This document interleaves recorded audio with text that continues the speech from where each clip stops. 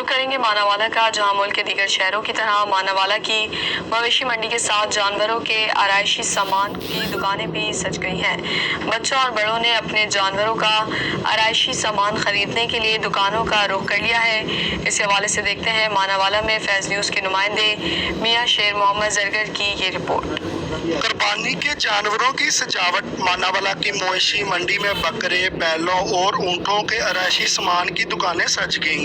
मंचले नौजवान और खासकर बच्चे अपने जानवरों के लिए खूबसूरत गले के हार, रंग बिरंगे दुपट्टे, ताज और पायलें खरीद रहे हैं ताकि कुर्बानी के जानवर मजीद खूबसूरत नजर आ सके। ईद करीब आ रही है तो साढ़े बच्चे साढ़े वड्डे साढ़े को गानियाँ झांजरा हर शह की आइटम फुल खरीद रहे हैं आगे।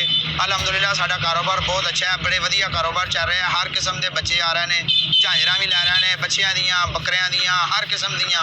गाय लिए हम दुकान पे आए हैं, हम झांझरे फूल खरीदने आए हैं और घर जाकर हम इसे सजाएंगे।